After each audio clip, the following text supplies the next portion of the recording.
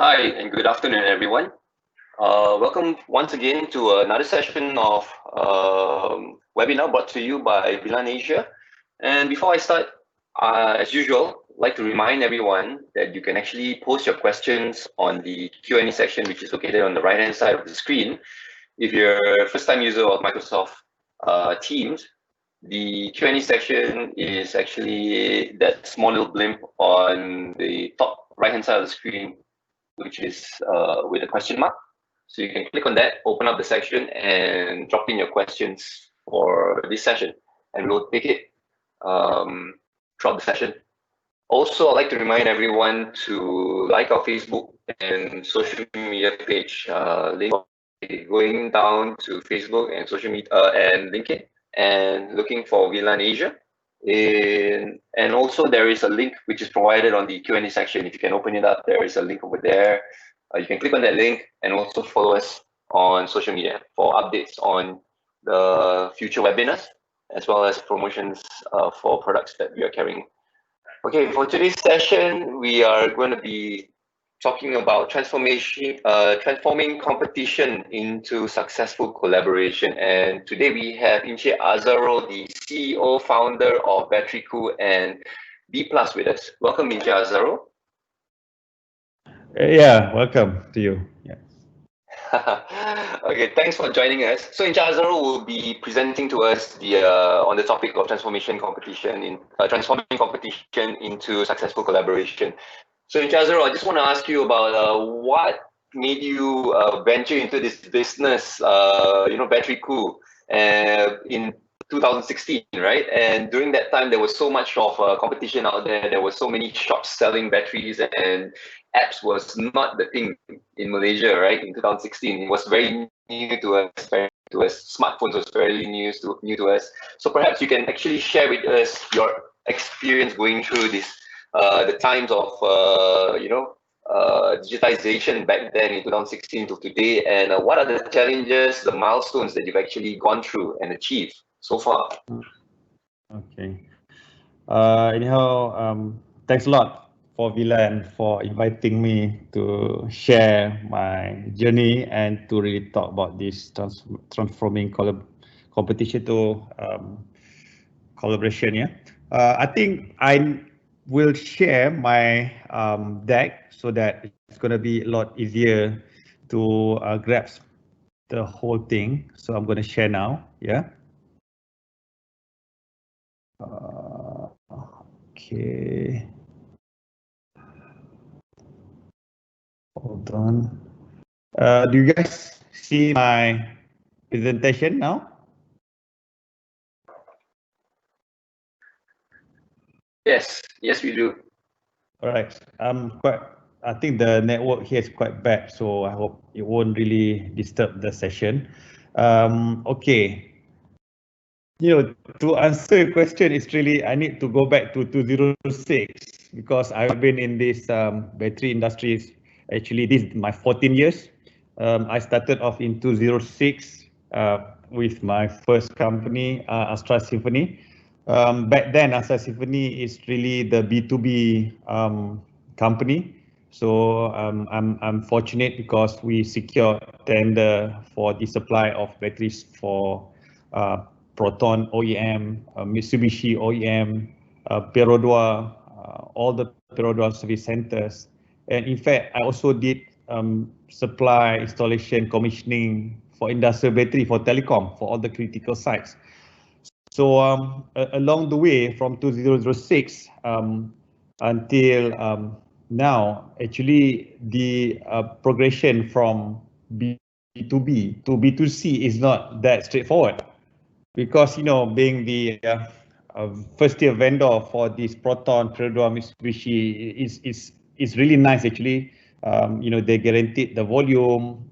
You can really grow the business, but then again, the customer base is really not mine. Actually, my customer is only the OEM customers. So, but then again, I learned a lot from that experience because, of course, I built the expertise to ensure that the supply right up until the warranty are being done properly. Okay, in 2009, I decided to venture into manufacturing, which is the assembly, charging, and distribution of these batteries. So, mean to say, I manage a few distributors under me. So, in the network, we assemble the batteries and we deliver to this replacement market network. So, by 2009, we already have this OEM and, the REM. So, actually, I started Bateriku, the B2C vertical it was in 2014. It is not 2016, 5 years ago. So back then, when we venture into B2C, actually, I see that in the market, of course, there are so many competition out there, but they are pretty much traditional based.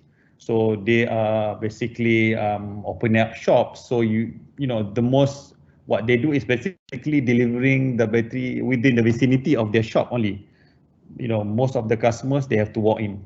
So the customer experience is really bad. I mean to say that whenever you have car breakdown due to battery, you have to jump start your car and you have to drive your car to the workshop or to the battery shops.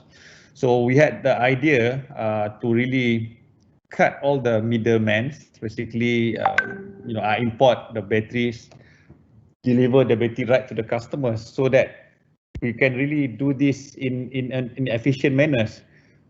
We can scale faster because the customer experience is really good.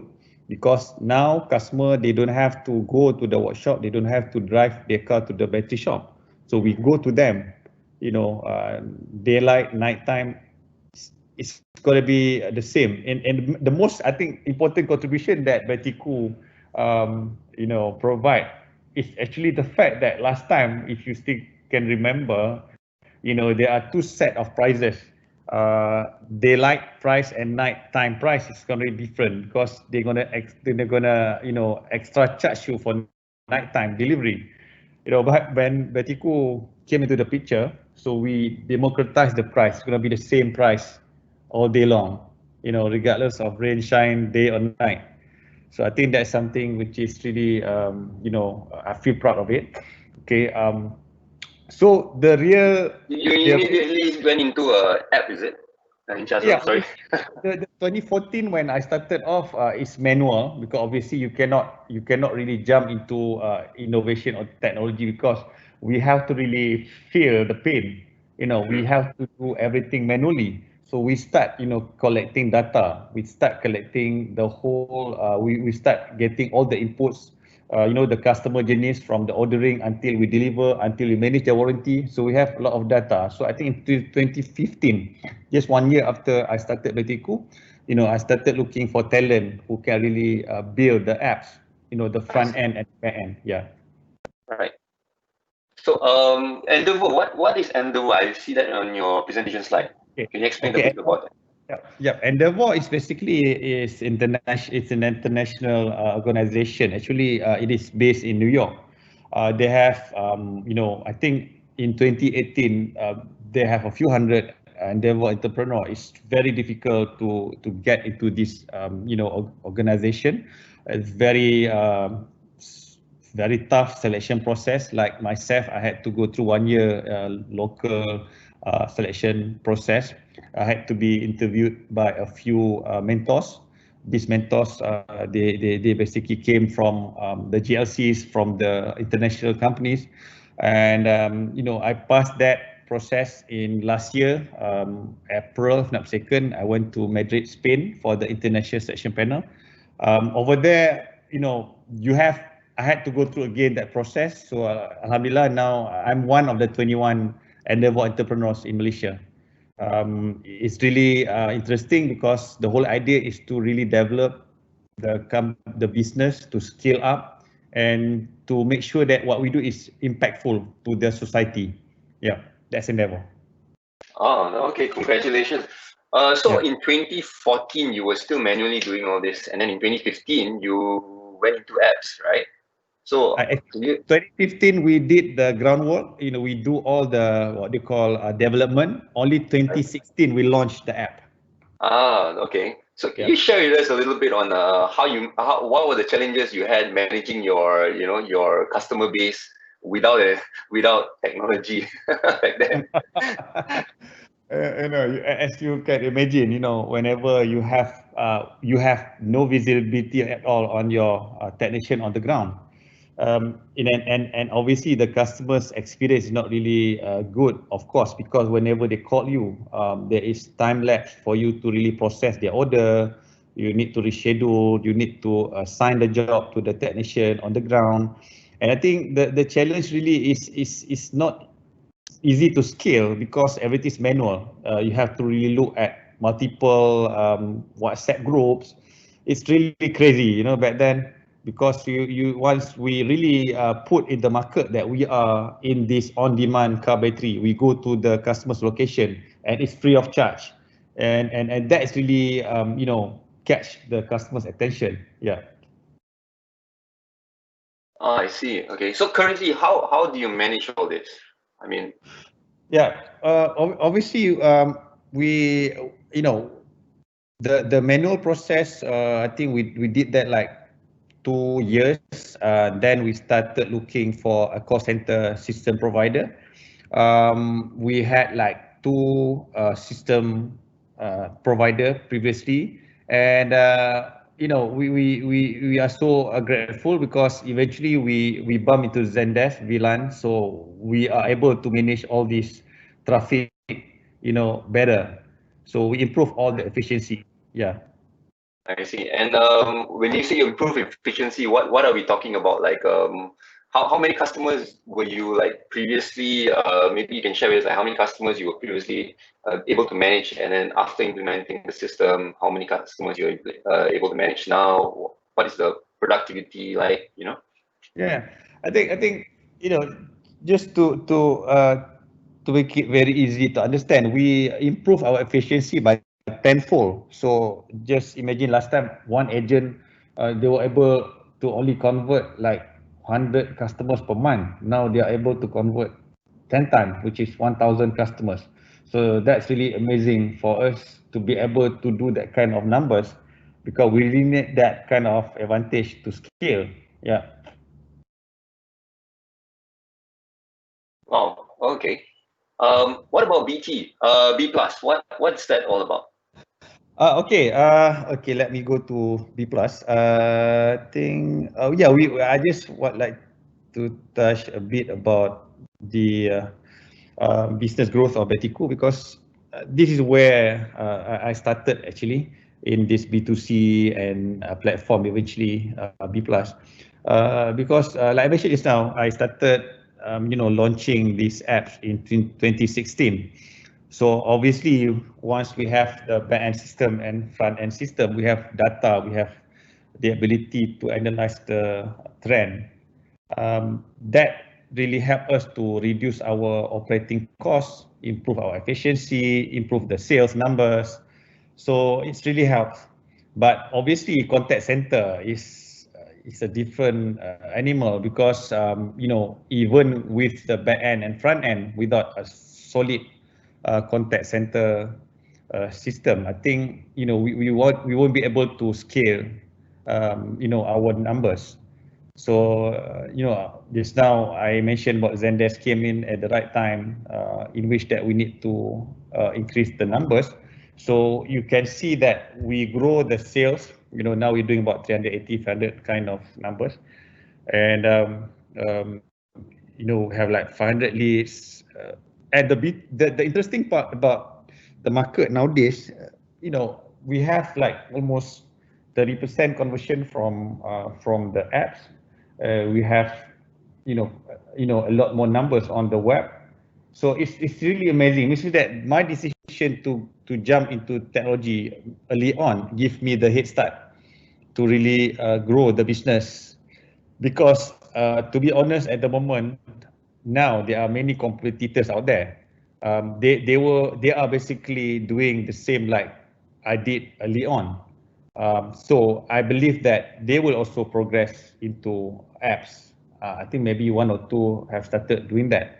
So for me, I want to really be able to use the head start and push further the market, you know, because looking at accumulated customers, we have almost 400,000. That is not inclusive the customers which is being served by our dealers.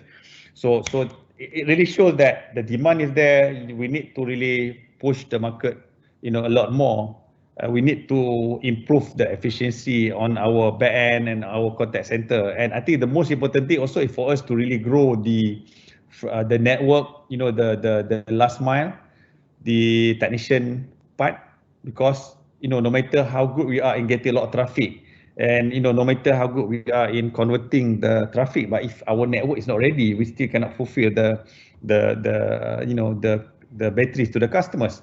So that's how battery B plus came into the picture, because for Bateriku alone, growing this market, because for your information, battery replacement in Malaysia worth 1 billion ringgit a year.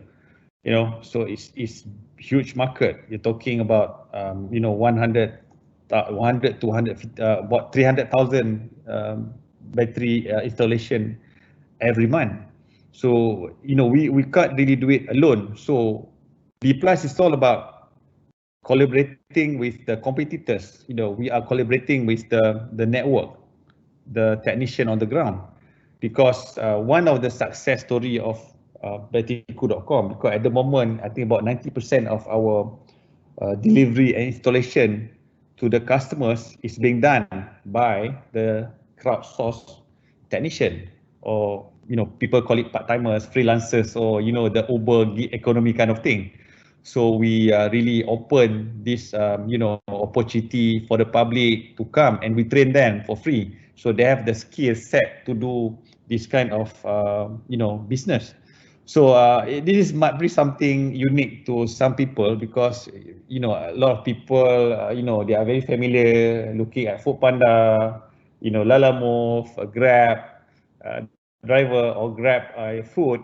But actually we have already successfully doing on this gig economy for battery installation.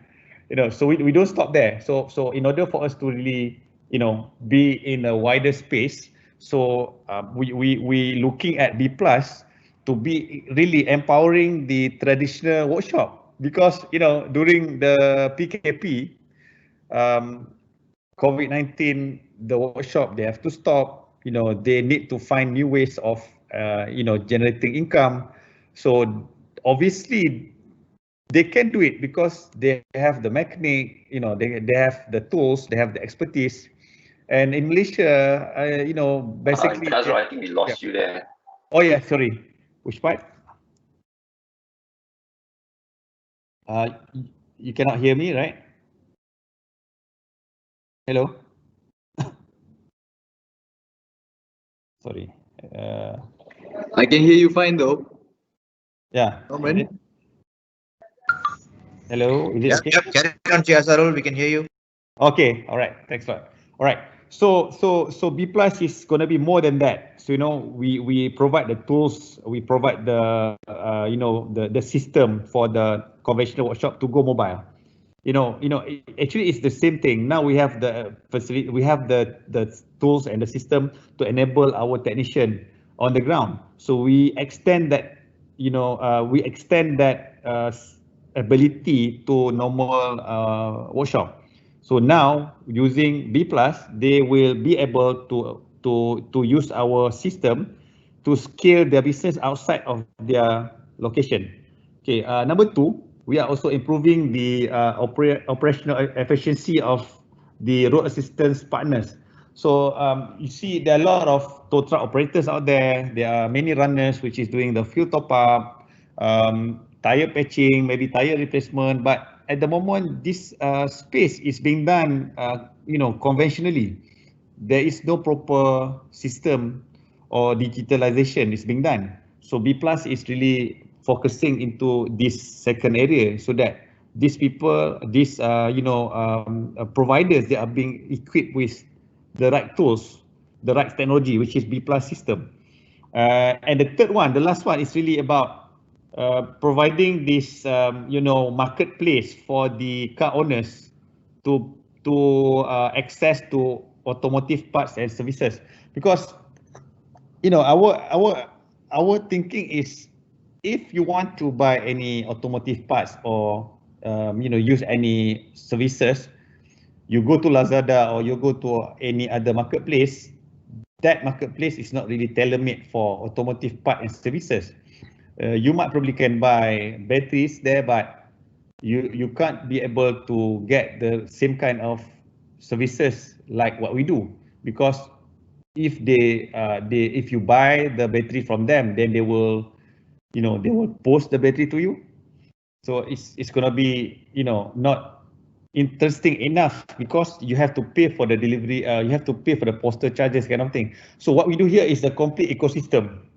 We want to be able to have this marketplace in which that the customer, the car owners can go and purchase parts, and also be able to identify the right service provider for it. So I think this is our value proposition. This where B Plus come into the picture, because after 4+ years in B2C vertical under Bateriku, we identified the need to really extend our services beyond batteries. So actually this is the whole idea. Right. So you're saying that you basically not only created an app, but you created an ecosystem that will help create jobs for people who are actually interested in venturing into this this business module, right? Yeah. Yeah. So the thing is, I mean, what when you say collaborate with your competitors, right? Basically, what you're saying is that you're getting your competitors to actually come into this business module and also work with you in order to expand your business. Is that right? Yeah, it's spot on. And that is really the essence of B Plus. For Bateriku to invite them to join, I think it's going to be a challenge, because we are competing. Obviously, Bateriku is a vertical. We are competing in the same market segment. But for B Plus, is a platform. So what we do, we approach the competitors. For example, Bateriku competitors. We really explain to them the benefit of them joining B Plus, because obviously the tools that we provide them is really beneficial, because they are able now to assign the job to their technician on the ground, and they have the visibility. At the same time, they are able to really track the movement of their technician. They are also able to record the database of their customers. They can even issue a e-receipt. That those kind of tools are free within B Plus. So what they need to do is really register, and we train them how to use the system, and we hand guide them. And the best part of it is really they are spillover traffic from Bateriku. So Bateriku, because we have that visibility, the brand visibility, we have so many traffic every day that we are not able to fulfill. So we'll pass that traffic to our partners, the merchant inside B Plus, or also the competitors. So this is how we collaborate. But at the end of the day, for me, the most important thing is the customer, because we have to ensure customer happy.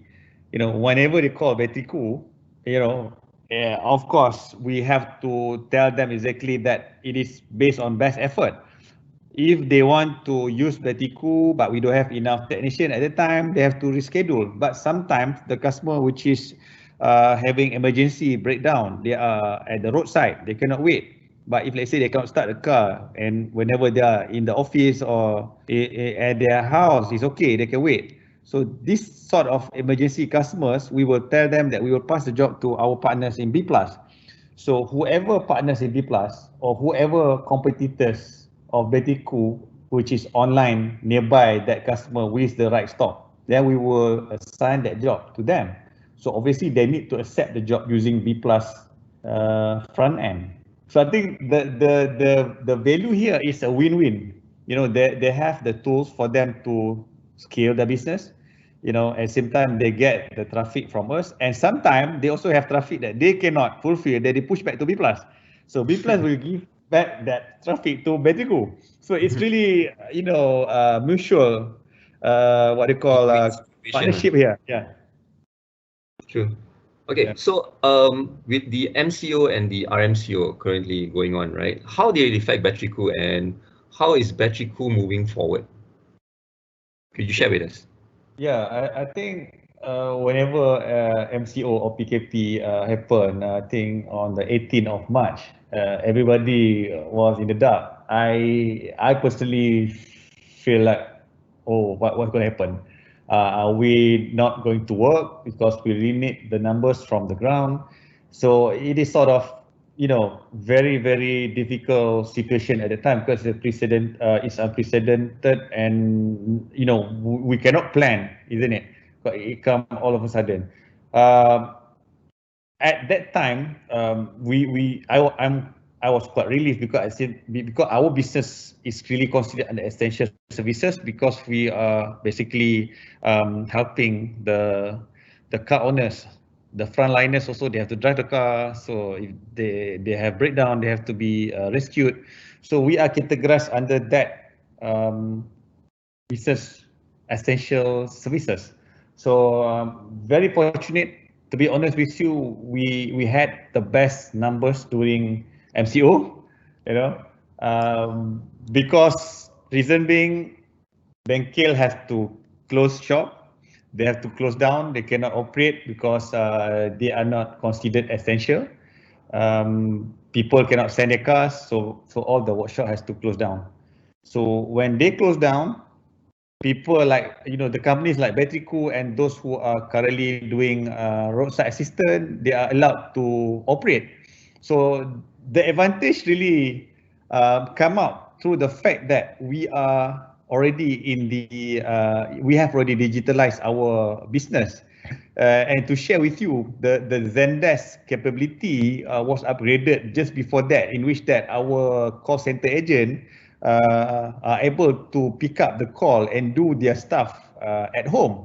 So we had that, advantage in which that even initially we cannot operate from the office during night time. We have our agent work from home. So, the traffic which is coming in, we are able to convert and we are able to also assign the job on the ground because about 90% of our fulfillment is being done by crowdsourced technician. Because at that time, actually, we cannot move our technician because the whole idea of MCO, they want to limit your movement. But lucky enough, our crowdsource model really works, well during this time because our technician, they don't move beyond like 15-20 kilometer radius. So they are everywhere. So during this time we had the best numbers, and just to share with you, we the paid out during March until May, we paid out almost 1 million ringgit just for the commission for all the freelancers. Wow. So that's really for me, I'm really grateful for the assistance that we receive and the fact that we can grow during MCO time. Yeah. Wow. If I may ask you, if someone wants to actually digitize their business, what is the main? I mean, what would they need to look into to start off with? What do you think would be the main thing that they should look into? Like for you, for your example, when you created an app and everything, right? So what was the main thing that you wanted to do?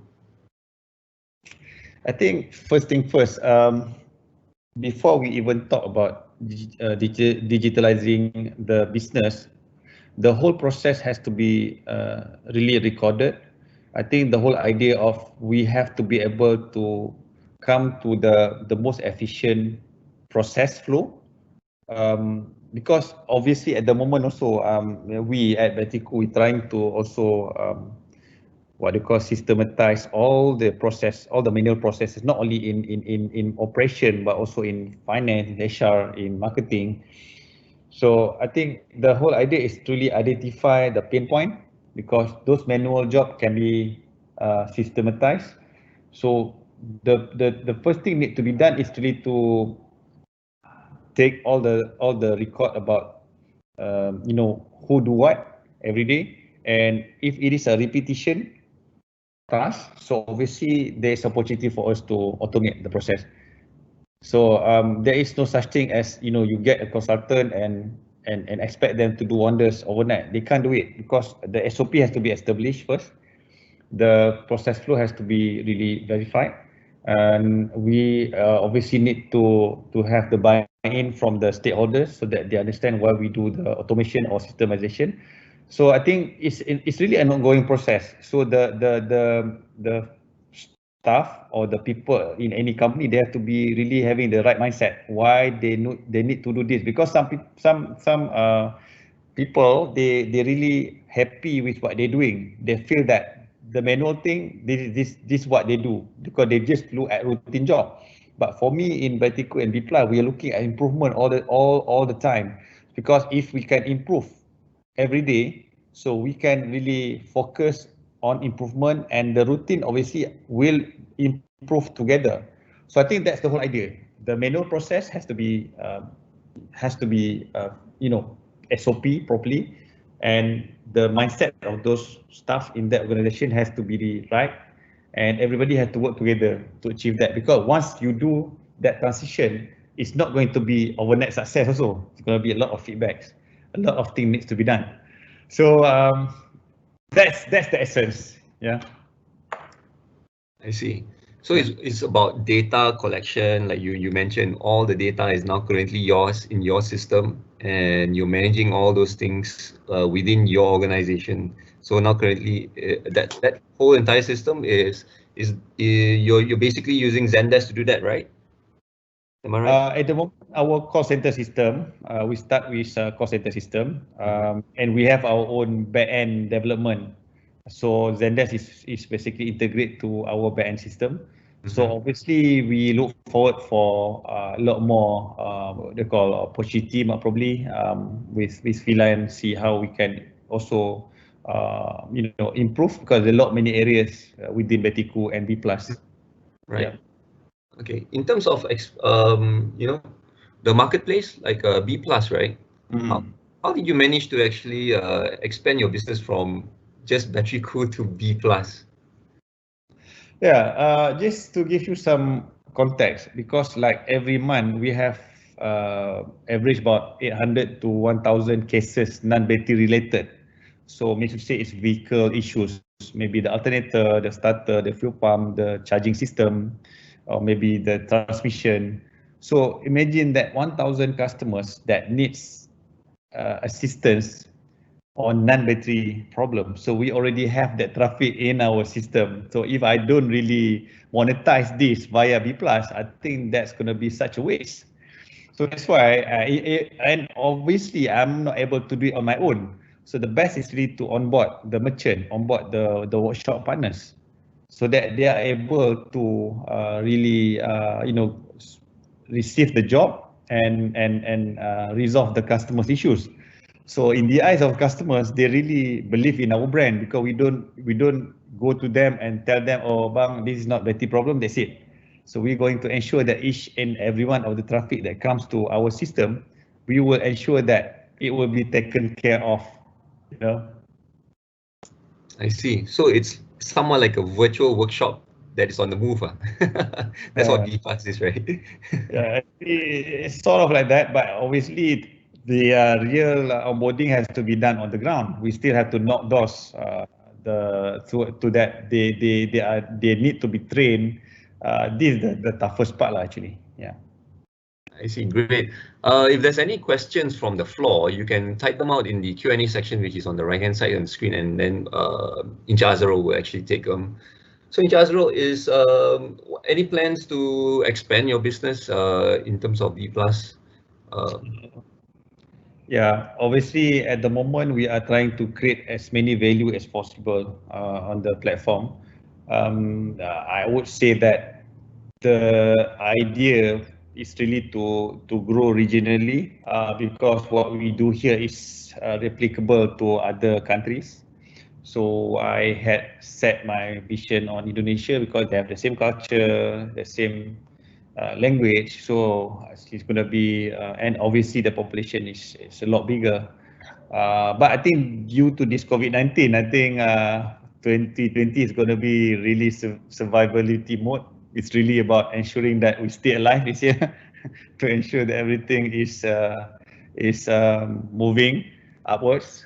So these three things that I have in B plus the growing Bateriku, I would say it's almost my plate's almost full, so I have to really focus on what's is here now. I see. There are a couple of questions from the floor. One of them is they're asking, when facing business challenges during the MCO, how do you motivate your team to move forward and tackle those challenges? Do you have any specific tips or ways to encourage your team? Yeah, I think during MCO, I would say maybe most of the staff, they are happy because they have to work from home. They don't have to come to the office. But obviously, alhamdulillah, because our model, because we are essential services, we still manage to grow. I would say that the challenge for me to motivate my team is not that really difficult, because we can still communicate. The business is going strong on the ground. We still we still have the revenue coming in. In fact, it's one of the best months ever. So everybody is really motivated to do more. But to those who might probably affected due to COVID-19, their sales might probably drop, and they have issues in managing the cash flow. I think that's going to be very tough. But I would say the fact that now the market is already open, so I can also see that those particular business which previously they were not doing well, now they started. So this is normal challenge. I think we still have to really do what we can. But for me, being a Muslim, of course, obviously we have to pray hard and we have to do the best that we can. Yeah, I expect my staff to do the same. Yeah. Great.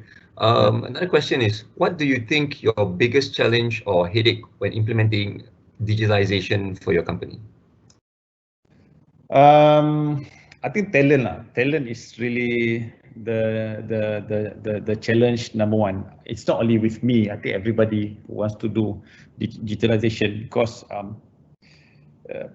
if let's say you have a rare diamond in your company, those who are able to learn fast, who are able to take a lot more responsibility, I think the digitalization can be done faster, because you need somebody in your own organization who really believe in the direction, who are willing to learn new things.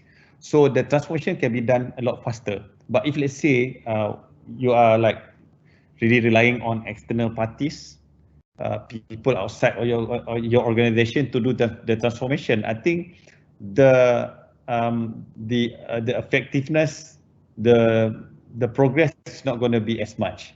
So I'm grateful because I have a few in the organization who really believe in the direction to really go mobile, to go digital, to do innovation. So I think my transformation is a lot smooth, but obviously there are challenges every day, because we are facing new things every day. Yeah. Right. Okay. If there's any more questions, you can actually send them in. In Azrul, so currently, are your staff back to work, or are they still working from home? Yeah, they have to come back to office. Yeah. But of course, we still maintain the social distancing, the mask wearing, and that kind of thing. So, yeah. Okay, so you've encouraged them to come back to the office. Yeah, they have to come back, because at the end of the day, now, actually, nothing beats personal touch, isn't it? So, True. coming to the office, meeting them personally, you can see, when you talk to them, you can see right through their eyes. You can really understand whether they are excited about it or not. I think that's really important for all of us here. And the fact that the challenge is going to be a lot more now. because during PKP we have a lot of traffic that we cannot convert, but now we have to really identify why and how to improve that situation so that we can improve a lot faster. So everybody's in the office, yeah. Great. Any last words, Encik Azrul? I think, of course, thank you to Vilan. Thank you, Zendesk team, Surin especially. I think we really hope that a lot more improvement can be done very fast because, like I told all my staff, competition is really closing in. So we need to optimize everything. We need to really use up all the advantages that we have. So we have no time to waste. So that's the whole idea, speed of execution. So I really encourage an entrepreneur, anybody out there, we really have to focus on speed of execution. It's okay to fail, we can try again, but no need to wait. I think that's my last word, actually. Yeah.